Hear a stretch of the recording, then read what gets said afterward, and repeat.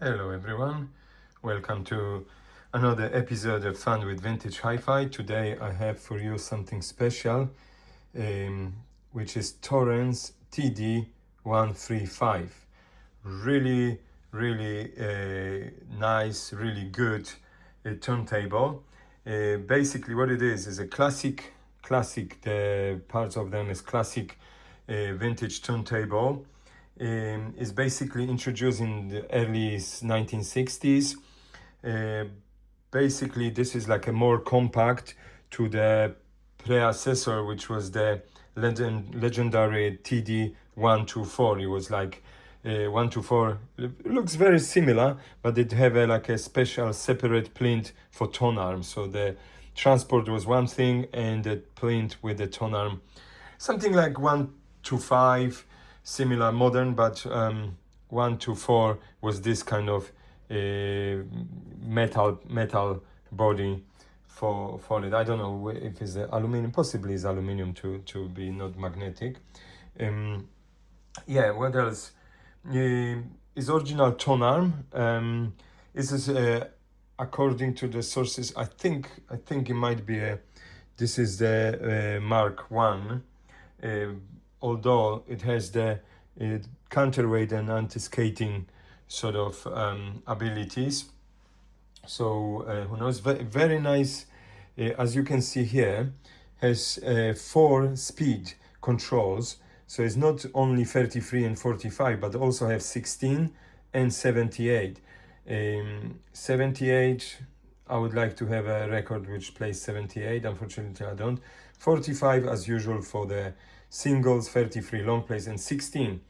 16, very interesting, is for speeches. You know, like when, let's say you have like a, let's call this podcast. So storytelling and stuff, they used to go on 16, the old records, because it spins very slowly. You relying on length rather than on quality. So that's really makes sense to have on 1678. Must be really fast, really good.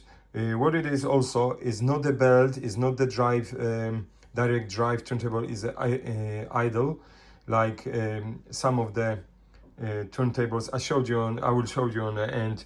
Basically what it is, the idle, which is like motor, rubber idle wheel, and then the wheel comes touch the, when you switch it on to 33, it mechanically touches the from inside the plate, and that's how it is.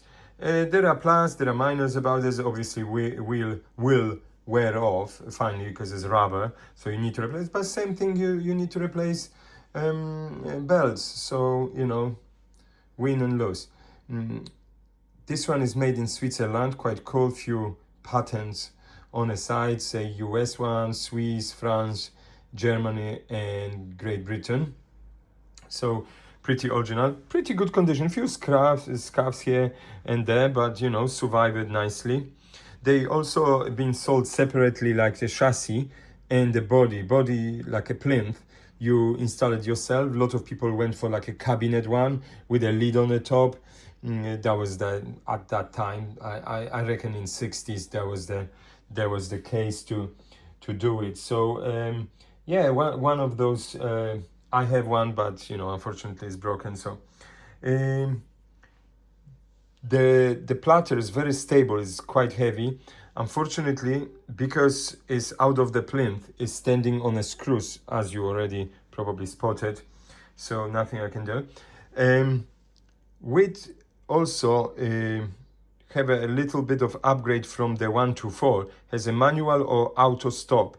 Auto stop, basically when you switch it to auto stop, it goes to the end, and on the run of area, when it goes to the end, it actually stops. So switch off, the cuts the power to the motor. The arm doesn't leave, doesn't go back, at least in this model. Maybe there is another version of it when the arm kind of goes up rather than stay on the record. Unfortunately, I tested this one go. So you know, you have this lever here, which inside you just literally point which speed you want. Here we have the stop, and then lift and down the arm, which is quite cool. So yeah, you know, basically you lift it and it's suspended. It's quite heavy. I have to have a look why it's so stiff on it. But you know, is it been, if it's true, it's almost 60 years old, so I don't mind if it's like that. On the other side, we have a counterweight, which is like single counterweight rubber. I don't know, is the little bit, the ending is a bit up. I don't know, it's probably the previous owner, because I've seen them, the end of the tone arm, it kind of bends down for some reason. This one is up. I don't know, maybe that's what it is. I will try to turn it down on the other side just to have a look if that's the point. And you know, anti-skating on the to choose from. So let's play something. So we put it on a manual. When you switch it, it straight away goes to the speed very nicely. Lift the arm, put it somewhere. I would put here. And this is mechanical, so if you do this too quickly, it just drops. So you have to do the gently lower the tone arm. As you spotted, I'm sure you spotted, there is a white mark up front. That's when the actually needle is, because this is kind of rectangular, so you would not know where is the middle, not like in the modern ones. You would have hard to guess where to actually put the tone arm down. So there is the mark, the little white mark on the front of the shell. So as you hear, it's nice. It plays very well, I must say. It's keeping nicely at speed. I checked the speed, is quite good. Yeah, obviously record is, you know, as usual, records gets a little bit scratched and stuff, but I must say it's very precise for what it is, and it plays very, very well. I would like to show you as well some bits, basically, because as I said, it's out of the plinth, so it's on the standing just on the screws here and in the rear. Pretty good condition, I must say, because it was in actual body plinth, like the chest. So it's very nice, and it plays stable. You can do the manual, or you can just lift it, the tone arm with the lever, and as you see, it's very sensitive. So you know, as old as it is, it would require a bit of service here and there, probably some greasing, oiling, removing old grease. So, but nevertheless, it works. You know, if you like to leave it like that, obviously installed in some plinth, there'll be. You see the little V shape here.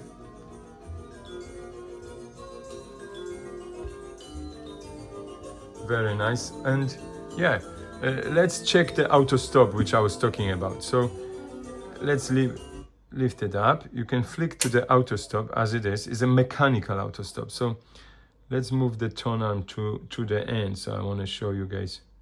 Hopefully, I don't want to, because it's gonna auto stop me even through the record. I realize that if it's left it. So let's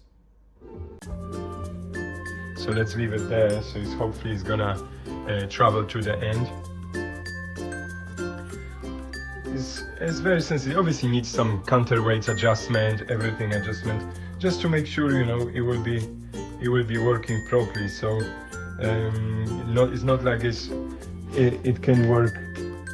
Yeah, it can work flawlessly, because it's not. It's obviously required a bit. Yeah. So you see that the tone arm is, you cannot install other tone arm because it's been sort of here, it's been mounted, so especially the press of the body is up, so not really you can install their own tone arm unless it's outside of the, yeah. Sorry, I don't know what's happened, sometimes the video jumps.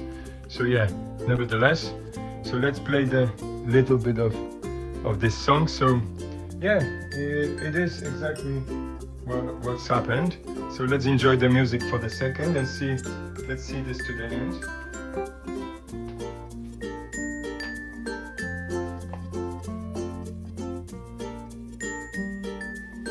Yeah, so, and you know, very, very nice to have it, and Obviously the platter is 12-inch, non-magnetic, it's like a cast aluminium, I would say, you know.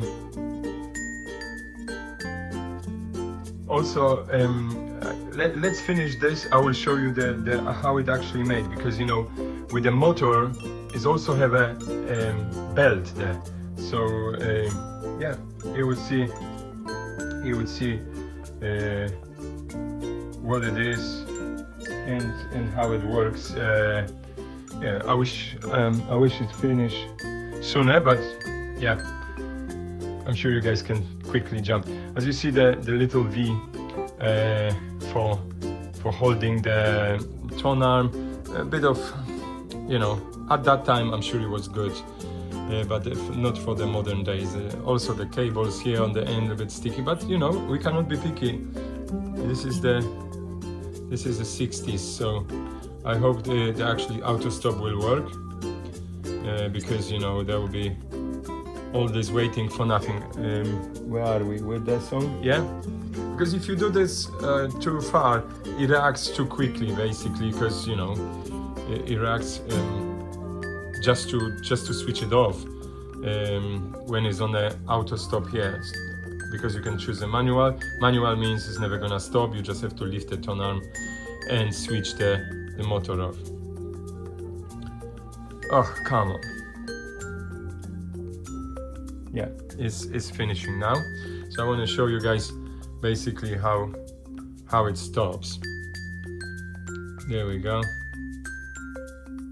It should go, because it's on a stop, it should go itself by itself to the stop position. There we go, and it stops the motor itself. So the arm does not go up, but nevertheless, you know, records finish. If you do doing something, it's not like it's gonna spin around. So what you do now, obviously you can lift the tone arm, but how to start the motor? And it took me a minute or two to figure out, because obviously now if you flick it to manual, it does not start. It's still on the 33. What's happening? Why is not starting? There is a mechanism inside, so you have to lift the tone arm and go backwards to flick the kind of like a switch. You hear the click? Voila. So it's basically now is in the manual or auto stop, regardless you want to restart it. You just lift the arm to lift the kind of auto stop mechanism to be engaged again in working. Otherwise, you know, let's switch it off. Very nice. You have a 0 between each speed, which is quite cool. You go left, right, doesn't matter. And as you see, heavy platter, which means it spins a while before it stops. So if it's engaged in the idler obviously will stop. So let's have a look. I want to show you guys. So let's remove the record. I want to show you how is this. So it's nothing difficult. Let's put the tone arm in a position, so just in case by mistake I'm not gonna flick it. You lift the platter. Is normally suspended inside the like a little tube very tightly. There we go. And there we go, guys. Now you can see, let me put the platter away. Now you can see the whole mechanism basically of a motor, is motor here, and spindle with the transmission of belt. Belt is twisted, so basically, which is on the motor, as you see here, the inside of the belt go outside on the flywheel and go again on inside, so vice versa. So it's basically like in the number 8. I don't know why, possibly that was the case, that was the idea of making them. Fantastic, why not? Let's make it. And obviously idle, so when you switch it, is engaging, and each speed obviously it depends of the size of the. Otherwise, until you switch it off, it is on a spin, and obviously motor spins only on stop. It will, when it's automatically stop, it will stop the motor. So obviously if we can lift it now, it should, no, don't want to engage. Has to be a platter on it. So there we go, guys. So let's put the everything back. Oh, because I want to. There we go. And the platter has a little. I'm not sure if it's gonna see. Yeah, a little sort of spinner here to engage in all of the gears to basically switch the auto stop and then everything. So yeah, let's put it back. Yeah, platter very nicely. There we go. And that's it. And that's how it is. So if you engage then 16, look at how slowly it is. So here we go. Thank you very much, guys, for watching. Early 60s Thorens TD 135, made in Switzerland. Yeah, basically that's it. And idle drive. Thanks again, and see what we come up with next time. In the meantime, hit the like button and subscribe somewhere here if you first time across my channel. You'll be up to date with everything. Thanks again, and see what I would come up with next time.